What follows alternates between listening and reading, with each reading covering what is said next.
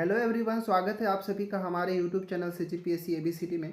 इस वीडियो के अंदर हम छत्तीसगढ़ के अंदर होने वाले जितने भी जनजाति विद्रोह हैं उन सभी को हम ट्रिक से याद करेंगे। ठीक है, हम एक सेंटेंस याद करेंगे और उस सेंटेंस में ही पूरे जो जितने भी जनजातीय विद्रोह हैं उसका यहाँ पे एक सीक्वेंस में नाम लिखा हुआ है, तो उम्मीद है आपको याद हो जाएगा।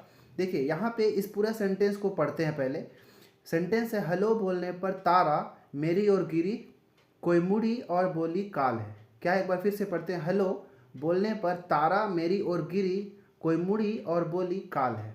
ठीक है, तो यहाँ पे जो रेड कलर में जो वर्ड्स लिखे गए हैं ये साइलेंट वर्ड है, इससे किसी भी तरह का हमारे पास जनजातीय विद्रोह नहीं है। और बाकी जो वाइट कलर में वर्ड्स लिखे गए हैं इस सेंटेंस में, उससे संबंधित हमारे पास कहीं ना कहीं किसी प्रकार का विद्रोह है जिसके बारे में हमको यहाँ पे पढ़ना है। ठीक है, तो ये ट्रिक को आपको, ये सेंटेंस को याद रखना है आपको। ये जो सेंटेंस में जो वर्ड्स लिखे गए हैं वो किसी न किसी विद्रोह को रिप्रेजेंट करते हैं और वो उसी ऑर्डर में लिखे गए हैं जिस ऑर्डर में वो घटित हुए थे।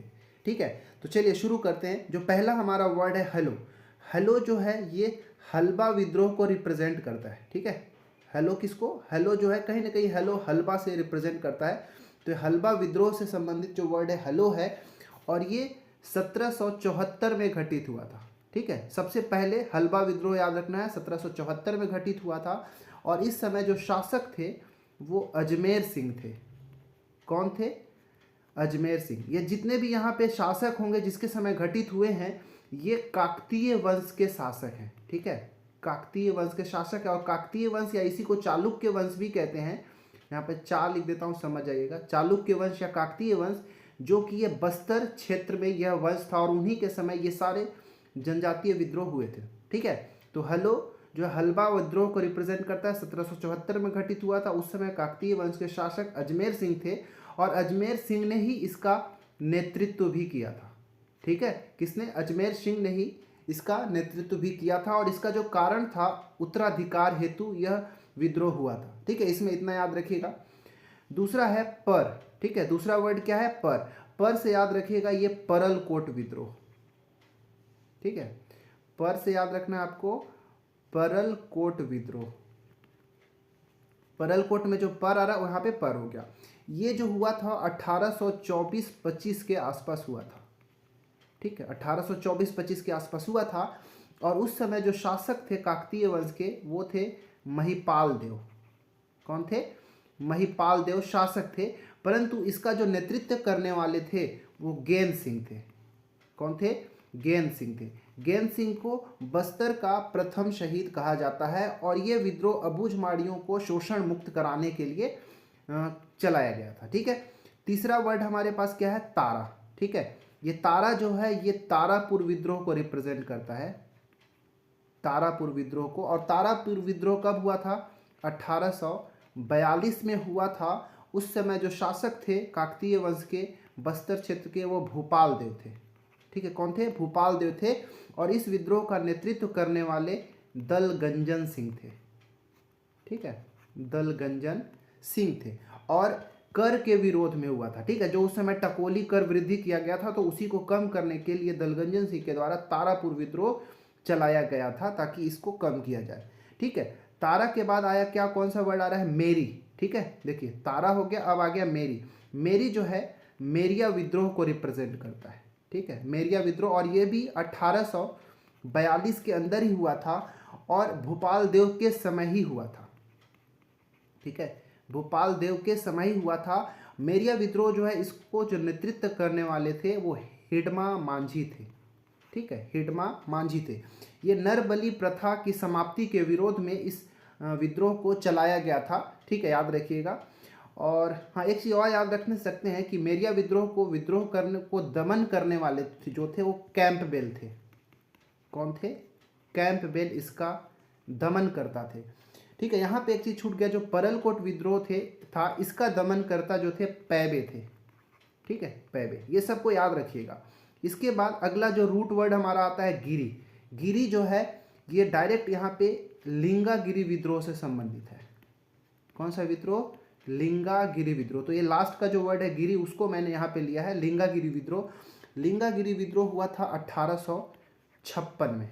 ठीक है, 1856 में शासक जो थे उस समय काकतीय वंश के वो थे भैरम देव, और लिंगागिरी विद्रोह धुरवा राम माड़िया के द्वारा नेतृत्व किया गया था। ठीक है, धुरवा राम माड़िया के द्वारा इस लिंगागिरी विद्रोह का नेतृत्व किया गया था।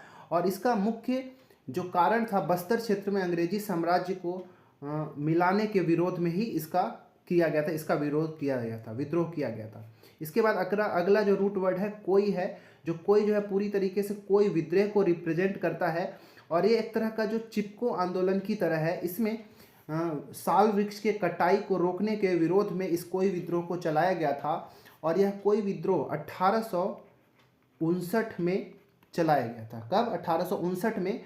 और इसका जो उस समय जो शासक थे भैरम देव ही थे। ठीक है, भैरम देव, और इसका जो नेतृत्व करता थे वो नांगुल दोरला थे। ठीक है, नांगुल दोरला। ठीक है, याद रखिएगा।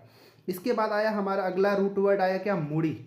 ठीक है, मुड़ी से हमारा हो जाएगा मुड़िया विद्रोह या फिर मुरिया विद्रोह। ठीक है, मुड़िया विद्रोह ये चलाया गया था 1876 के अंदर चलाया गया था। शासक यहाँ पे भैरम देव ही थे, और इसका जो नेतृत्व किया गया था झाड़ा सिरहा के द्वारा। ठीक है, झाड़ा सिरहा के द्वारा। इसको ऐसे याद रखते हैं, मूड़ी को क्या कहते हैं? सिर भी कहते हैं। तो झाड़ा सिरहा में सिर आ रहा है और मूड़ी, तो आप ऐसे याद रख सकते हैं।